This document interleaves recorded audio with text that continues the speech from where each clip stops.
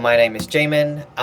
So I've just finished my first year at Cambridge doing econ, economics, and yeah, essentially I did my GCSEs in 2019, A levels in 2021. My A levels were very STEM focused, as I'm sure you can see here: maths, FM, econ, and chemistry. And essentially, I'll try and keep this session as short as possible, so then we have lots of time for Q&A at the end. But essentially, I'll just kind of go through some revision tips and revision techniques that I used, and then potentially some kind of general tips surrounding revision at the end. So that's kind of the format of this session. So, firstly, I think there is an important point to note between GCSEs and A levels. So with GCSEs, as I'm sure you guys are aware, there's lots and lots of exams. I had nearly 30 during my time, but they're much shorter and they are kind of a lot more surface level in terms of what they're testing. At A levels, you have fewer subjects and therefore you have fewer exams, but the depth of knowledge is much, much, much greater. So when I went from my GCSEs to A levels, I thought, wow, so I only have 4 subjects to do now. That's great. This is going to be straightforward. But actually, it was a million times harder than GCSEs just because of the depth of knowledge that you needed to have. So I'll try and kind of tailor my tips so that you can use them for GCSEs, for A levels, for uni, kind of whatever your level is at. Now, secondly, just another disclaimer about revision techniques. These are just techniques that worked for me. You might have techniques that work really, really well for you. If you do, that's great. Go for it. Use those. This is just kind of to maybe illustrate some techniques that work for me more than anything. And I think an important point to note as well is the fact that you need to perhaps have a revision technique for understanding the material, then secondly for learning and memorizing the material, and then thirdly for question practice. So if you can have techniques for each of those, even if from this session you just take one technique that's maybe really useful for you for memorizing or learning, then that's brilliant. That's kind of the whole point of this session. So without further ado, let me get into it and go to the first revision topic that I used a lot and I still use during my uni time. And that's essentially pretending that I'm teaching a class on the topic. So what I'll do is I will read the textbook, just try and get a basic understanding of the topic, and then have the textbook there in front of me, look up, so I'm not actually looking at the textbook, and pretend there's a class in front of me and just teach it. Try and teach it and do as much of that from memory as I can. And when I get I get a blank in my brain, I don't know what to say next about the topic, I just quickly look down at the textbook and then continue. And then you just keep doing that and doing that and doing that, and you get to a point where you don't need to keep looking down at the textbook in order to continue the teaching of the class, essentially. And this is kind of something that a physicist, Richard Feynman, he essentially did this quite a lot, and the whole point of it is to make sure that you're understanding the topic to an extent where you can teach it to someone at a very, very easy, simple level.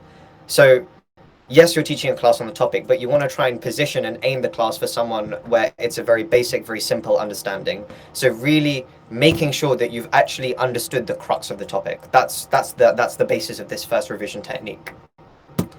The second one is selective flashcards. Now, I know many people who would make flashcards on virtually every single topic. They'd make flashcards of like just tons of formulae, tons of these, tons of that, just everything essentially. Now that worked for them. For me, what really worked was just making these flashcards selectively, and kind of a main example of this is organic chemistry at A level. So if you're not aware of organic chem at A level, then essentially you have to come up with lots of these reaction mechanisms, which are kind of like diagrams with intricate labels. And if you can put the diagram on one side of a flashcard and the explanation on another side, then looking through those and revising those is really, really useful. But note the key point here, which is the fact that you need to be quite selective when you're doing it, because you have a limited amount of time to revise. You don't want to be spending all of your time doing these flashcards, so just be selective when you're doing it. And the way that I did this is essentially by coupling it with the teaching method in the previous slide. So have the flashcard there and then look up and just use that instead of the textbook as my reference point. Number 3 is creating a database of key learnings from every question that you got wrong. Now, this I think is probably the best tip that I can give you. The way that I would personally do this is perhaps doing maths questions, doing other maths questions, and then when I got them wrong, actually noting down and looking at the key misconception or the key misunderstanding that I had, that meant that I got it wrong. And I just, it's really simple, really easy. I just write it on my notes app on my phone, and then a couple of months before the exams, I just kind of read that every day, every couple of days. So then when I came to my exam and I was actually there sitting the exam and I saw a very, very similar question, then I thought to myself in my head, okay, you did it wrong this way initially. This is what you need to do to get it correct. Do that. And if you're able to kind of do that thought process when you're in the exam, that means that you've really nailed this method. Number 4, strategy is just as important as knowledge. So this applies a lot for essay-based subjects. So English Lit, for example, is something where I really had to be strategic when I did it. And it's just about thinking about the exam, thinking about the timings within the exam, thinking about how you can actually structure your answer, and knowing all of that before you go into the exam. I know it sounds really simple. I know your teachers probably tell you to do this all the time, but it really, really helps. So one example that I've got here is in the third bullet point, having check marks. So after 1 hour, I should have done this amount of the paper. After 2 hours, I should have done this amount of the paper. And it doesn't just have to be like mathematically divided. So if the paper's 2 hours, by the first hour, you should have done half of it. No, like after you've done a few practices, a few different past papers, and you know where your strengths lie, then you can adjust that to yourself. So not only having a strategy, but having a personal strategy, that's really, again, the crux of this method. And a bonus tip that I have is acronyms. So these were a godsend for history for me specifically.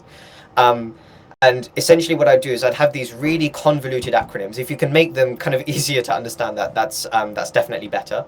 But they can be as convoluted as you want. And then as soon as the exam would start, I would just sit there for the first couple of minutes and just frantically write down all of those acronyms. So then I've just got it there on the paper and I can refer back to it when need be. Another kind of important point based off of this, though, is the fact that when you're doing those acronyms, yes, you need to memorize it, but also memorize what the individual letters stand for. That's really important. I think from experience, a lot of people do sometimes kind of skim over that and just memorize the crux of the acronym. So do make sure you've kind of got both bits nailed in order to use this method really well. So that is essentially what I have in terms of revision techniques. I'll just go over it again to give you a quick summary.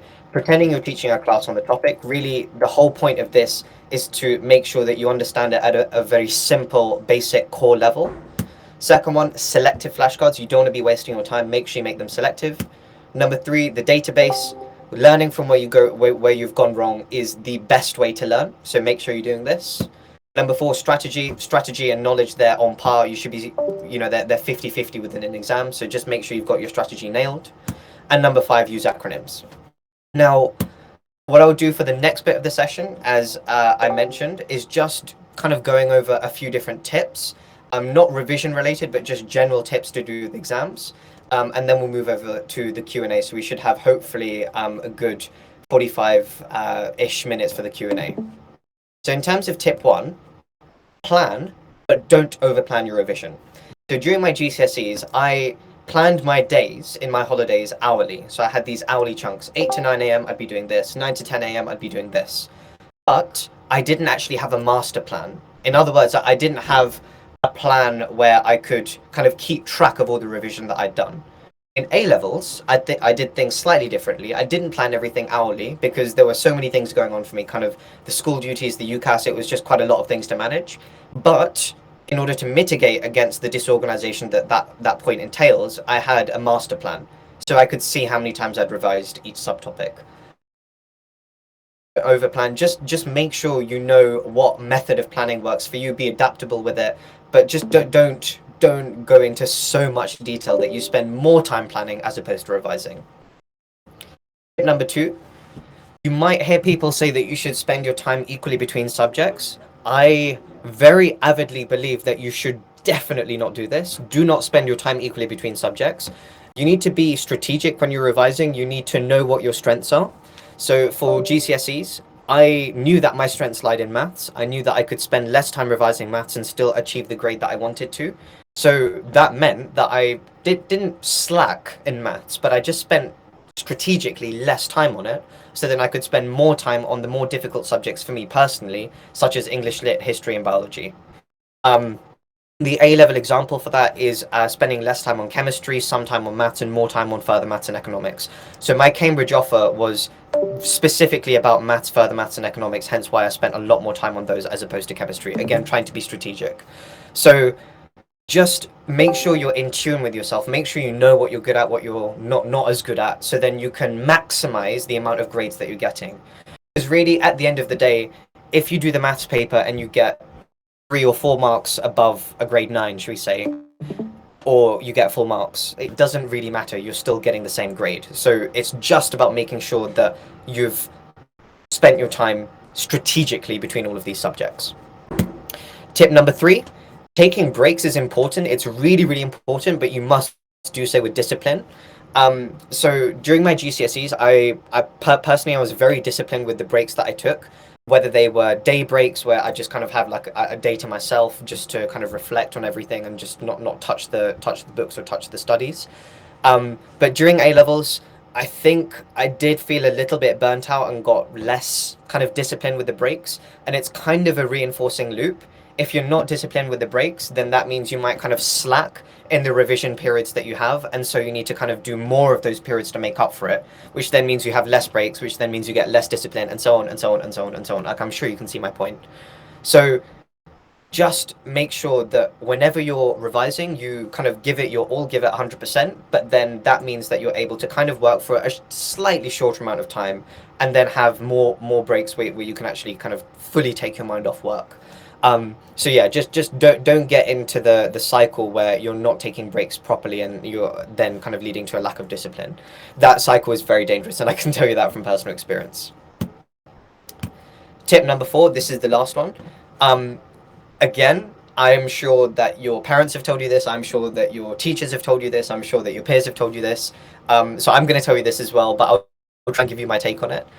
Good sleep, good healthy food, and exercise, they are so important. You need to be in the correct mindset when you're doing all of this revision. So for GCSEs, for example, most of my day during the holidays would just be spent kind of revising in the run up to exams, as it is for a lot of people. But in order to do that, in order to feel motivated to do that, you need to be physically in a good sense. So I was getting 8 hours of sleep a night regularly. I was having good food. I was exercising. It meant that I was in a really good headspace, and I could kind of sustain that for the 6 weeks that GCSEs were, and also kind of the 2 3 months that I was revising kind of intensely beforehand. A levels is where things started to change a bit. I got much less sleep. This, by the way, is definitely not a recommendation. Do not aim for 6 hours a night. But it's just kind of what happened to me, just because of how busy things got. And I realized that when I was revising, I just wasn't remembering things as effectively, and it was taking me 3 times longer to do things than it would normally.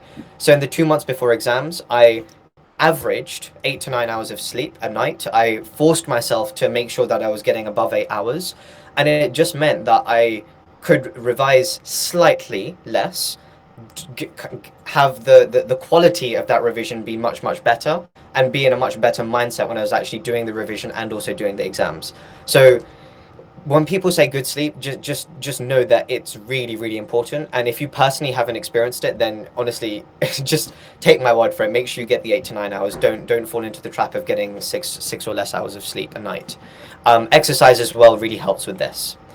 So just to recap these tips once again: plan but don't overplan. You want to plan in detail, but you also want to have lots of time to actually execute that plan. Number 2, do not spend your time equally between your subjects. Know what your strengths are, so then you can perhaps spend slightly less time on that and focus slightly more on the topics that you're not as good at. Tip number 3, make sure you don't fall into the break discipline kind of negative loop. And tip number 4, good sleep, good healthy food, and exercise. And now, I think that is everything. We've got about 40 minutes for a Q&A. I think I'll hand back over to you, Taib, if that's okay.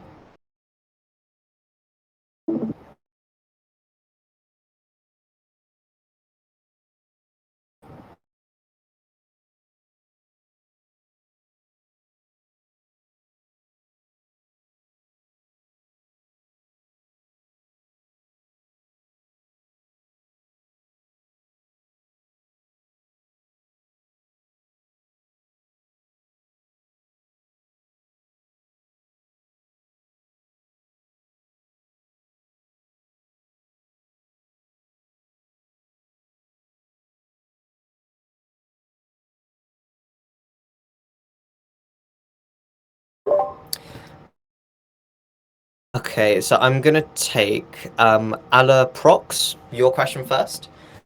And also just, keep them coming, guys. I've got about 40 minutes, so just any questions that you have, as Type said, about Cambridge, about economics, about revision, GCSEs, A levels, just send them in. But the university entrance exam for economics at Cambridge. Okay, so um, for me, it was something called the ECAA, the Economics Admissions Assessment. Um, Now they've recently changed it to the Timur, so the entrance exam that I did is kind of redundant for it. But basically, in my year, it was about 80 minutes, sorry, about 60 minutes of maths and then a 60-minute essay. That's essentially what I had to do. With the Tumua, which is a different exam, there's no essay base to it whatsoever, and I think it's about 2 or 2.5 hours of maths. I'm not entirely sure, but yeah, if you're thinking of applying for economics in Cambridge and need to look at the entrance exam, look up the Tumua, and there'll be more details on it. So amazing, 796. I'll answer your question. What do you recommend to improve maths grades? Oh, okay, very good question. Um, do you mind kind of specifying a bit more? Do you mean maths grades at GCSE? Do you mean maths grades at A level? And then I'll come back to that question. Um, how do you motivate yourself to revise and stay productive? Okay. Okay, I'll just go back to amazing. So you've just put it in at GCSE. Amazing. Okay. So I'd say I'd say for maths, especially at GCSE, it's just about making sure that you've done lots and lots of questions. What I found at GCSE, and to be honest, at A level, is the fact that if you're able to do all of the different types of questions that might come up, then when you actually sit the exam, it will pretty much just be the same question, but just with different numbers. I mean, of course, you might get curveballs, you might get the questions that you haven't seen come up, being if you've done enough questions, then you have the tools to deal with that in the exam. So I would say the main way is just to make sure you've done tons and tons of questions, and I'm sure you can find kind of examples in past papers, in some of the workbooks as well, like some of the Edexcel endorsed workbooks or whatever board you're doing for maths. So that's what I'd recommend. Just keep doing maths questions and learn the method as well, so then you can apply that method to other scenarios. Mr. King Lion. Okay, I'll do you next. How do you motivate yourself to revise and stay productive? Okay. That actually is a very, very good question. Um, I think that links to the break discipline thing that I mentioned before, where you want to allocate yourself, say, I don't know, 8, 10 hours, however many hours you need to do in the run up to exams to revise. But then once that time is finished, that's it for the day. You then should have something that you're really looking forward to at the end of that day, whether it's a TV show, whether it's a sport, whether it's a social activity, anything like that, in order to motivate you throughout the day. So that's kind of what I would have. That's kind of what I had during GCSEs. I'd revise for about 8 to 10 hours during the run up to the exams, and then in the evening I'd sit down and watch a film for like 2 hours because I'm really really into my films. So I just sit and watch a film for 2 hours, and I just repeat that. And in order to make sure that I wasn't kind of getting like even sick of that routine, what I would then do is kind of every couple of weeks you have like a day off where you can go to the cinema, you can go and play like mini golf or do something like that. That was really really important. I think at A level, because my A levels were during COVID, it was very different, and I didn't have as much of an ability to actually go out, and hence it was very difficult to stay motivated and to remain productive. But I would say that's probably the best way to do it. And then in terms of very quickly, in terms of staying productive, I'd say just make sure you don't have any distractions near you. Keep your phone in a separate room. If you need to, just turn your phone off. If you're revising on your computer, log out of like your social media stuff, your Discord, your Instagram, whatever it is. Just log out of all of those things and just literally just think, okay, like right now I need to revise. Then I'll have a break in half an hour or so where I can go on my phone. Um. Okay. Kozen. Oh, this question's brilliant. Okay. Do you think the Pomodoro technique is effective or is it? Okay. Um, that's a very good question. Personally, I've never used the Pomodoro technique. Um, I feel that when I sit down and start revising, it normally takes me about 5 minutes to get into like the proper swing of it. Like for the first 5 minutes, my head will just kind of be all over the place. Then after those 5 or so minutes are up, then like I'm focused and I'm actually doing the work like with my full capacity. Um, and when you're doing like 20, 25 minutes and then 5 minute break or like whatever the short timings in the Pomodoro technique are, I don't really think that's enough time for me to actually like make full progress in the revision that I've got planned for that little session. So I'd say that the Pomodoro technique wouldn't really work for me, I don't think. I think it's something that is worth trying out, and if it doesn't work for you, then fair enough. I know a lot of people that it does work for, though.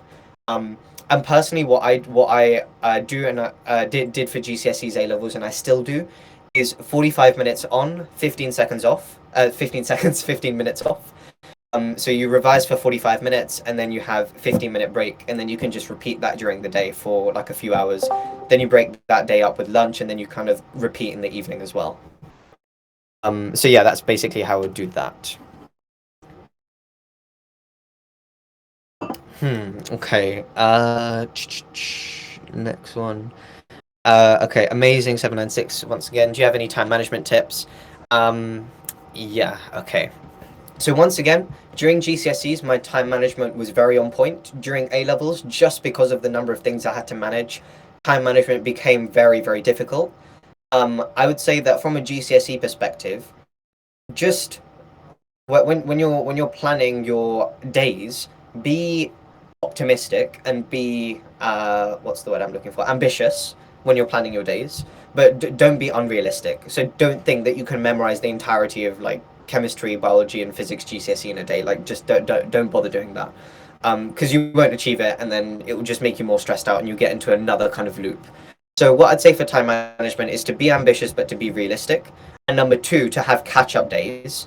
So Sundays would tend to be my catch-up days, where I just leave the entire day blank, and then kind of any bits that I didn't get done during the week, I could just slot in on Sunday, and that would mean that I would kind of keep within the things that I needed to get done.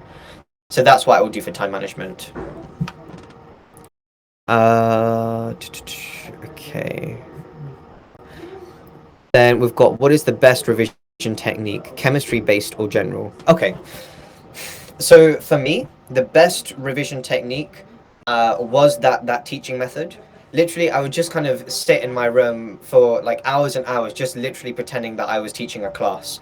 Um, yeah, like it was very, very, very effective for me. I did like a lot of mentoring and stuff beforehand, so I was kind of like up to speed with what the best way to teach is and what the best way to get someone who doesn't understand the topic to actually understand it is. And then I kind of applied that same method to myself. But I would say what the best revision technique for me is honestly irrelevant for you guys, because it might work for you, it might not work for you. It's just a technique there for you to try, if you want to, and to kind of see how it goes. So I'd say definitely give the teaching method a go. If it doesn't work, absolutely no worries at all. Then how did you revise for GCSEs? Okay.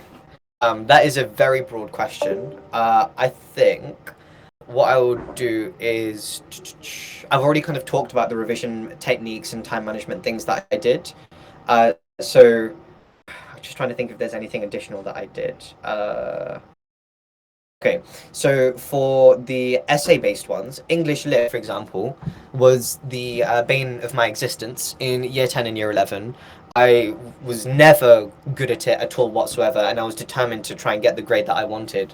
So what I did for that was basically just kind of brute force. I just kept doing papers over and over again, like practice essays over and over again, and I just kind of gave like a stack of them to my English teacher to say, hey, look, I've done all of these papers. Please mark them, give me feedback, and then we'll kind of go from there to see how I can improve my grade.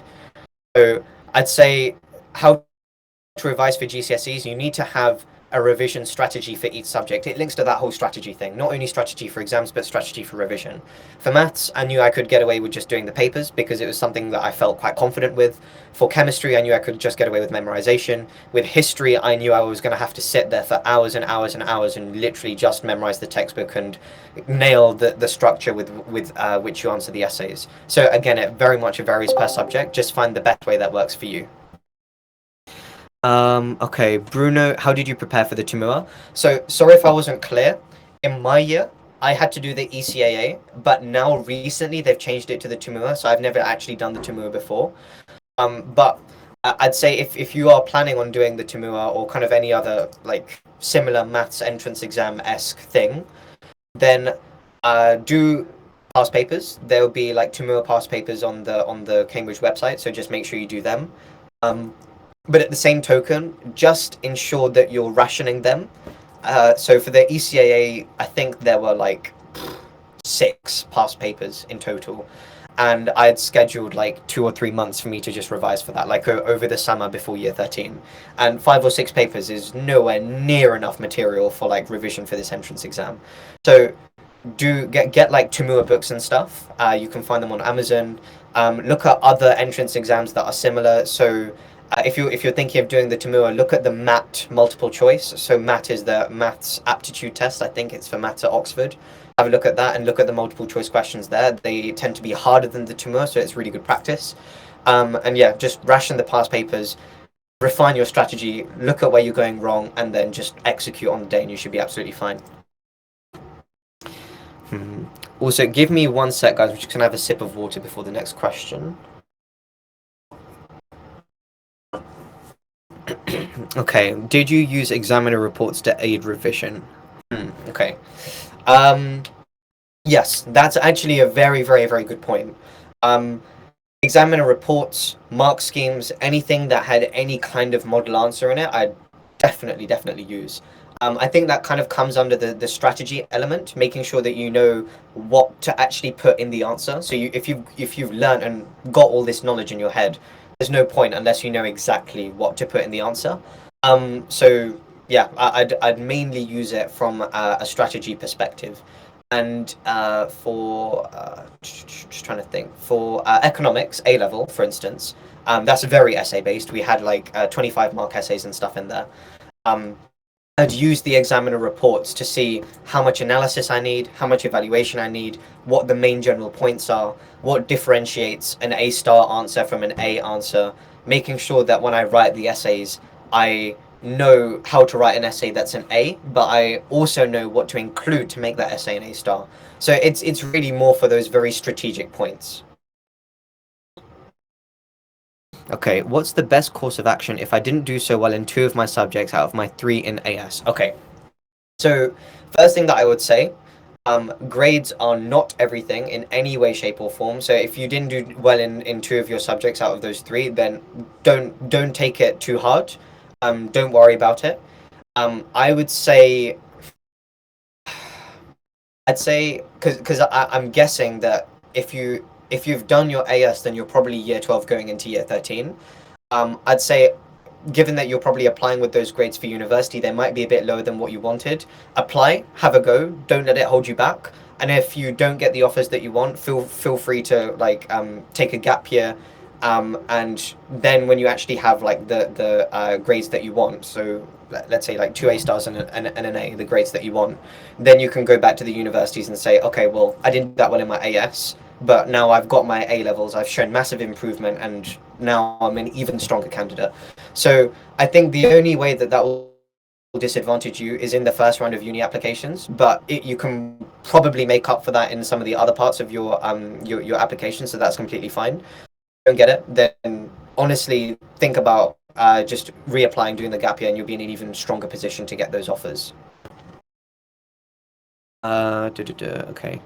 What predicted grades did you apply to Cambridge with? And also, when did you realize you wanted to apply to Cambridge, and when did you start preparing? Okay, so I'll answer that's 3 separate questions. I'll answer them one by one. So predicted grades for Cambridge. So I did maths, further maths, economics, and chemistry, and my predicted grades were 4 A stars. I think with our year, again, because year 12 for me was when COVID literally hit, and year 13 was kind of when we still had the aftermath of COVID. It meant that they were very generous with grades. I think if I had to actually do like year 12 exams or predictor exams, it would have taken a lot of effort for me to get those 4 A stars predicted. So if you don't have 4 A stars predicted or 3 A stars predicted, do not worry about it. Just make sure that if you're applying, you do have at least the general offer. So for econ at Cambridge, the general offer is 2 A stars and an A. I wouldn't really recommend applying if you have 1 A star and 2 A's, for example.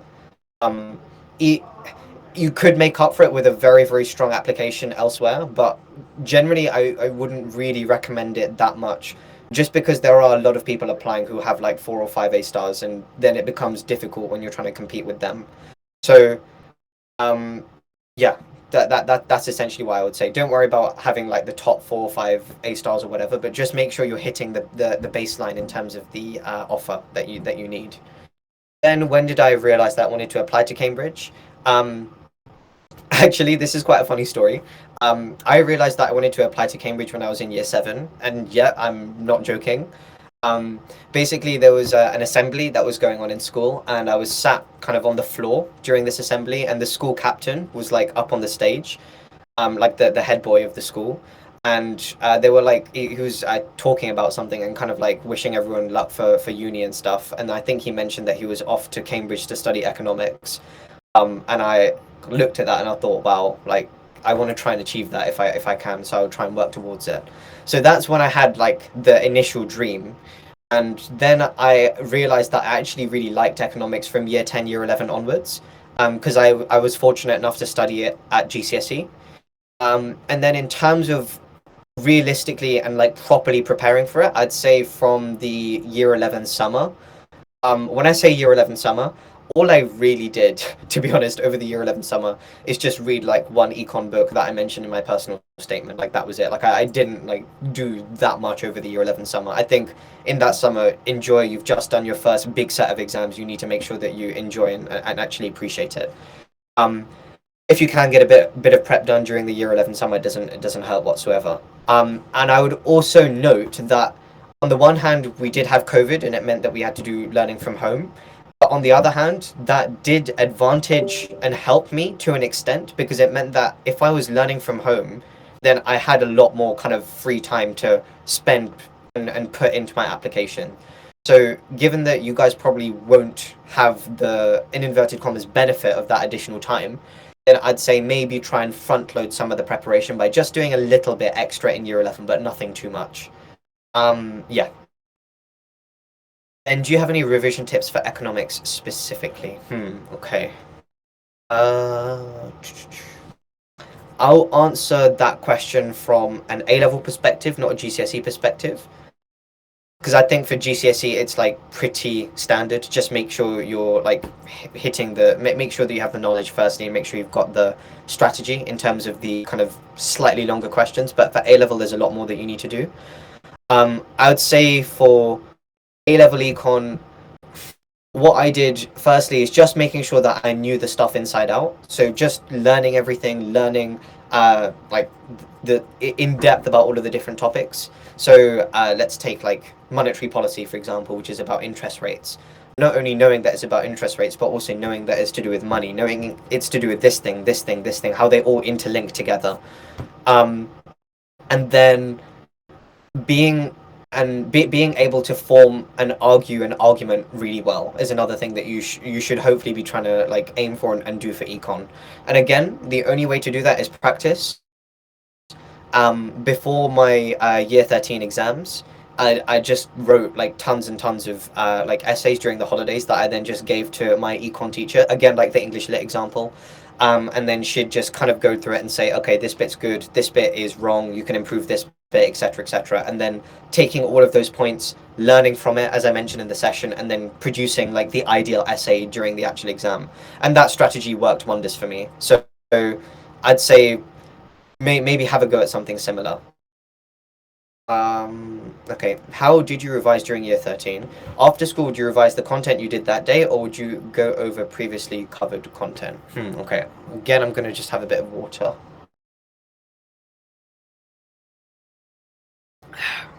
Okay.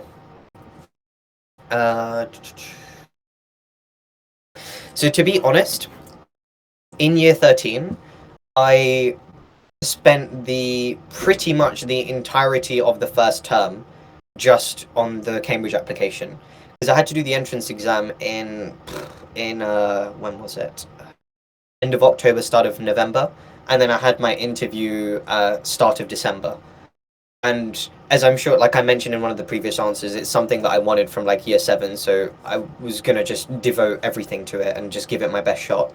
So in the first term of year 13, I to be honest, really didn't do that much revision of A level stuff.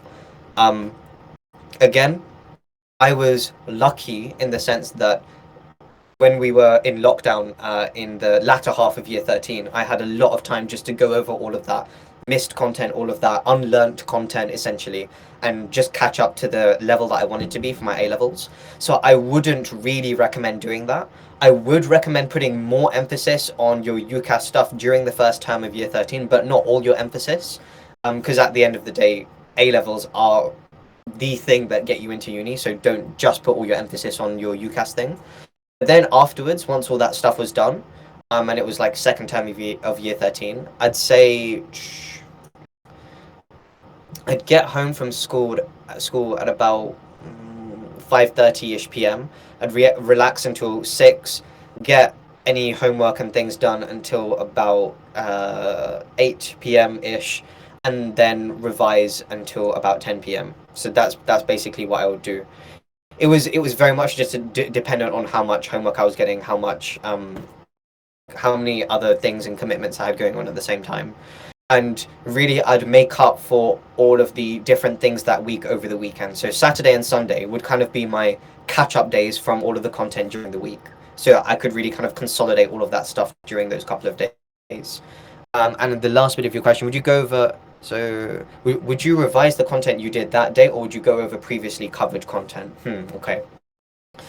Uh, I think it depends.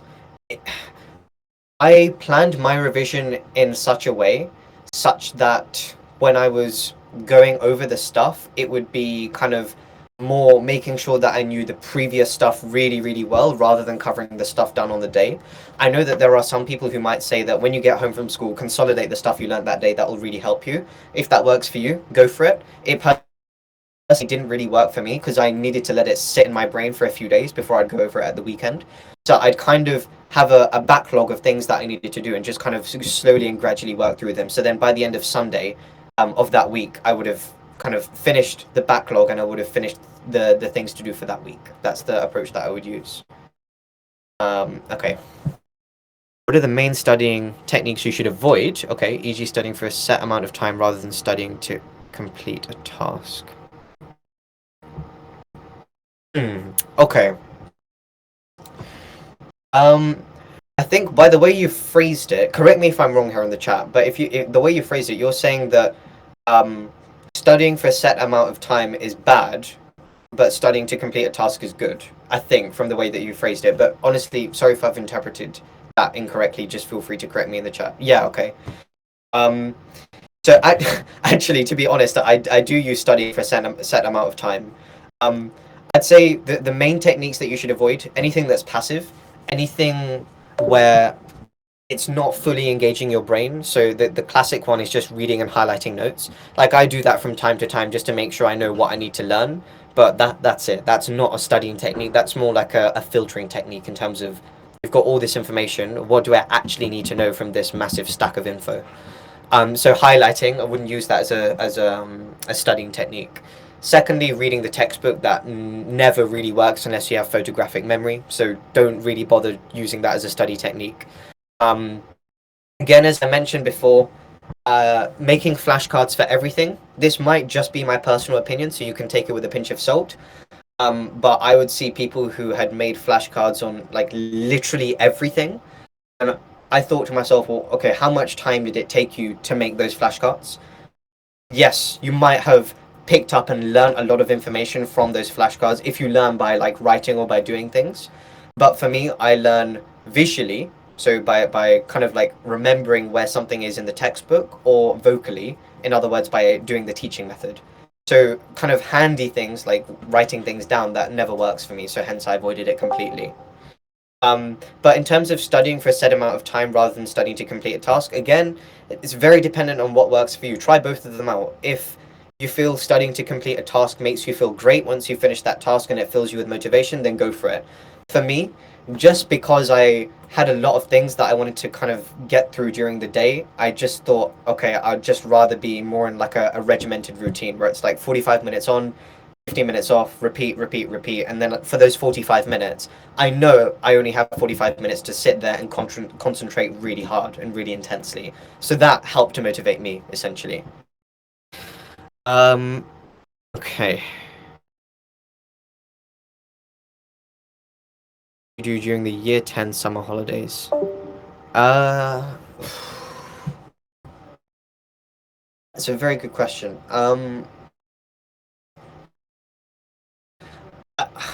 I'd say to be honest, I can't really remember. It's quite far back for me now. I can't really explicitly remember, but I'd say I didn't do that much revision. All I did was just to make sure that I kind of had all of the things down from year 10, um, that would learn, just to make sure that I knew all of it and was quite confident with it, and just kind of again front loading things for year 11. So for again, I bring up English lit as an example. We had to read Frankenstein over the summer, and they said just read the first half of the book. Once you're back in term, then you can read the second half. And I thought, well, I'm going to be so busy during term, I might as well just read all of it now if I've got the time. So just front loading as many things as you can, and being confident and being yeah, just being confident with the things that you learn during year 10, I'd say is what you should be aiming for. Did you do any work experience or extracurricular? Would you recommend doing any? Okay.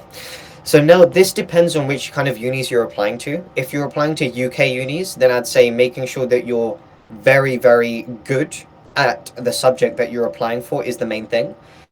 If you're applying for US universities, I personally didn't apply for US universities, so again, take this with a pinch of salt, but from my understanding, I think they care a lot more about your extracurriculars, your personality, kind of how many things can you juggle and manage at one time. So depending upon that, I guess perhaps tailor uh, which thing you might be putting more emphasis into. And therefore for me, because I was applying for UK universities, I put a lot more emphasis into academics. Although for extracurriculars, I played the flute and violin.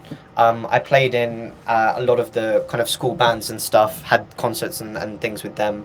I did a bit of sport here and there, not really that much kind of competitively because I was already kind of quite involved in orchestra. But yeah, that's kind of the main extracurriculars that I did. And then in terms of work experience, I did a couple of weeks worth of work experience at Barclays in my year 11 summer. So that's actually another quite useful point. I'd say make sure that you've done some work experience. It doesn't have to be like a Allen and Overy or like JP Morgan or Goldman Sachs or like whatever. Like it can be at like a local place. That's completely fine. It's a lot more about what you learn from it. So do definitely do that. And if you're applying for medicine, then 100% you should definitely be trying to do work experience. I think again, I'm not qualified to talk about it, but from my understanding, I think with medicine, they care a lot about whether or not you've done work experience. So just bear that in mind. Okay, next question. If you had any friends taking computer science, I'd love to know anything about that as well. Okay, so I'll do the first bit of the question. How many people got 4A stars predicted? Okay.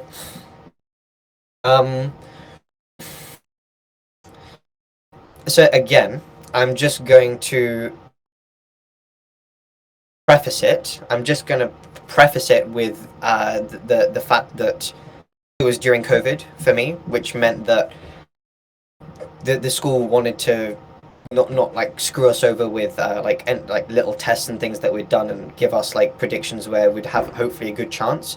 So that meant that everyone everyone in my year across a lot of schools tend to got like fairly inflated predictions to an extent.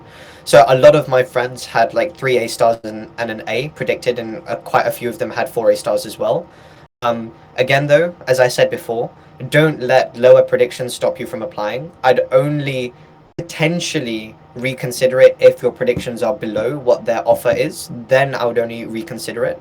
But if it's above, go for it. 100% go for it. Then, uh, Computer science. Okay, so if you had any friends taking computer science, how it's extremely competitive. Yeah. So for computer science, I think for Cambridge computer science, it's like 1 in 13 get in. It's just absolutely ridiculous. I personally don't know anyone that well taking computer science. Um, so my apologies for that. I'm sure that like Sophia and Tybe, that they'll be able to help you out with that, and they might know someone who's doing computer science. But in terms of in terms of kind of dealing with that competition, I'd say it's about making sure you have really unique things about you. So one thing that I did to try and make myself stand out was to do a course on this really specific niche bit of economics.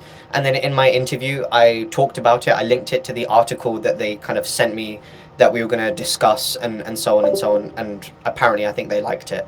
So just have something that's unique about you in your application, and that's impressive, and that will definitely bolster your chances, despite the fact that it is extremely competitive. And just going back to that whole kind of predicted grades thing, I'd say even if your predictions are below like what they offer, yes, maybe like consider it, but you know, if you don't get in the first time, then applying in itself is a great experience. You'll learn so much from it that if you do decide to reapply, you'll be in such a better position than anyone else that's doing it, who's doing it kind of for the first time. Um, so yeah, like definitely just go for it and chase your dreams. Um, Computer science interviews are heavily maths based, and they look at how you tackle difficult situations. They examine your approach to solving the problems they throw you. Were your economic interviews also similar? If so, how much time did you say you spent practicing for these interviews? Are you doing the mock interviews? Okay, yeah, 100%, yes. So with the interviews, it's not about what you know. It's a lot more about how you think. So what they might do is they might present a concept that's a first, second, or third year thing, right, in their course to you. Um, they'll present it to you. They'll give you very little information. You'll get stuck, as everyone does, and then what determines whether or not you get that offer is about how quickly you're able to learn and understand what they're trying to teach you, and how insightful your comments essentially are. So I'd say it is a lot about problem solving. I think for my interview, it was I had one interview that was half an hour. 15 minutes was based on an article, and they gave that article to me an hour before the interview, a few questions on it, and then they kind of asked me some questions on the spot about it. And the other 15 minutes was maths, and yeah, like it was the article stuff was very much a debate. I made some points. They tried to tear me down. They wanted to see whether or not I could hold my ground. I made a few points that were wrong. So they wanted to see whether or not I'd be flexible enough to actually change my opinion slightly. That's how they were testing me on that side of things. With the maths things, it was presenting this function that I'd never seen in my life before and asking me to plot it. Um, and I just told them, like, look, I've never seen this in my life. I have no idea what this function does. They explained it to me, and they wanted me to plot it and see how it behaves between these two values. So again, taking the principles of graphing, taking the principles of functions, and applying that to this very unknown function. So I'd say it's about making sure that you have really practiced how to think, and the best way to do that is mock interviews. So that's essentially what I did to prepare for it. Just loads and loads of mock interviews with as many people as I could find. So I did mock interviews with my parents. They tried to test me on some of the different things. They tried to give me a grilling. I did a mock interview with my economics teacher, and then I did a mock interview with another person who from my school who was also applying, and we both kind of gave each other a grilling. So I'd say really I started preparing for the interview after my entrance exam was finished and my entrance exam was done. Um, but you should kind of like start preparing little bits here and there beforehand, because like entrance exam finishes in November, interview in December, and you're doing school, you're in year 13, things are extremely busy. It's going to be very hard to prepare for that well in 1 month. So make sure once again you've front loaded some of that prep. Can you clarify what you said about my question again, please? A gap year after A levels, or what was it? Yes. Give me 1 sec. I'll just go back to your question. What's the best course of action if I didn't do so well in 2 of my 3 subjects out of in AS? Yeah. Okay. Okay. Right. So what I would say is don't worry. Like what's happened has happened. I would try and focus on making the other parts of my application as strong as possible. So my supercurriculars, my reference, my this, my that, all of those different things, I'd try and make as strong as possible, like entrance exam as well, and interview. Um, and then if you apply and don't get the offers that you want, then that's no worries whatsoever. You can decide to go down a different path. You can decide to go down the apprenticeship path if that's something that you want to do, if that's something that takes your fancy. Or if you're still set on university, then you can maybe take a gap year and reapply. So essentially, what I'm trying to say is focus on the other bits of your application to make them as strong as possible, because you'll probably be applying with those AS grades, and see what offers you get. If you get the offers you want, brilliant. If you don't, no worries at all.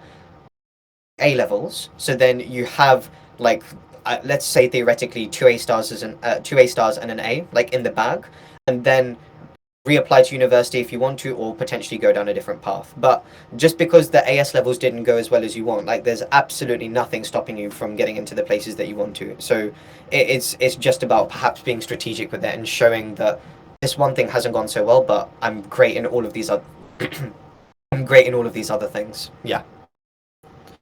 So would the gap be before year 13? No. So you'd do year 13 and then take the gap year if that's something that you decide. Yeah. And would I retake A levels? No. Okay. So you've finished year 12 right now because you've done your AS levels. Then what you're probably going into right now, if I understand. Oh, is it just below? Get the offers. Oh yeah, Tybe's already answered it. Amazing. Yeah. Yeah. Awesome. I think, is that all the questions? I think that's all the questions. I've probably got time for maybe 2 or 3 more questions, and then I might need to head off. So if you guys have got any left, then just send them in the chat.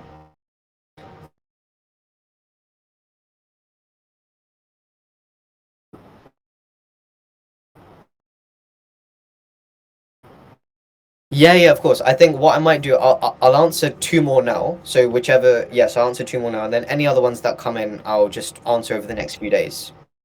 Yeah. So what would an ideal after-school study routine look like for someone doing their GCSEs going into year 10? Okay. Okay. Yeah. Okay. So, okay, let's say that you finish school theoretically at like 3:30, 3:40ish. You get home by, let's be more on the negative side. So let's say you get home by about 5:30. Then what I do firstly is make sure that once you've got home, you've just had like a 15-minute, 20-minute break, even 30-minute break. That's what I always used to do when I got back from school. Um, then what would I do afterwards? Then I think the next priority is to make sure that you've got your homework done. So just kind of spend as much time as you need to get that homework done. Again, front load as much as you can. Um, if you've kind of got homework that's due for like the latter part of the week, just try and get that done as early as possible. But I mean, I'm sure you guys know all of that stuff already. Um, then after that, let's say you finish your homework by about 7, dinner until like 7:30. Let's say that you maybe finish all of that stuff by 8. Then what I'd do is perhaps from about 8 until 10, I'd spend just I'd spend like specifically revising. I think that very much depends upon the schedule that you have, the things that you want to do that day, and you can kind of schedule all of that like the week before. So what I would do is on the Sunday before the week would start, I'd think, okay, Monday for 2 hours I'm doing this subject. Tuesday for 2 hours I'm going to do an econ past paper. Wednesday this, Thursday this, Friday this. I'll finish like 1 hour early because it's Friday or whatever. Um, then yeah, that's essentially what I would do. And over the weekend, Saturday and Sunday, again, front load your homework and front load all of that stuff. Get that done as quickly as possible. And then for the rest of the weekend, make sure that you're kind of getting other things that you've learned during the week done. And don't be too ambitious with it. Don't be overly like optimistic with it, as I mentioned before. Like be ambitious, but not too much that you just don't get the stuff done. And then on Sunday, have a bit of time for downtime for yourself. And also maybe as a bit of a catch up if things have taken longer than usual. That's what I would suggest. Yeah. Uh, if you take a gap year, do you know if unis let you take admissions tests and interviews again? Okay, yes, so very good point. Now, don't quote me on this, look it up yourself, but from what I know, I think that if you take a gap year, you have to just do the entire application process again. So you have to like do the personal statement again. You have to do the references again, or your teacher has to do the references again, and also you have to do the admissions test again and the interview again as well. So if you applied one time, so the first time, and the admissions test and the interviews didn't go that well, then don't worry, you get another chance for it if you reapply during your gap year. It's just that they might know that you're reapplying, and they might even ask you in your interview like what's different about your application this time around as opposed to last time. So don't use the same personal statement, don't have the same reference, just make sure you've got new things in order to show that you've actually like used that gap year effectively. Yeah. Yeah, and Tybe, I think if you want to jump in just to close the session, I think that's everything from me. Any other questions you guys have, just drop them in the chat, and I will answer them over the next few days. But yeah, this has been lovely, and I hope it's been really useful for you guys. And yeah, just good luck with your revision, good luck with GCSEs, A levels, and any uni applications. Thanks, guys.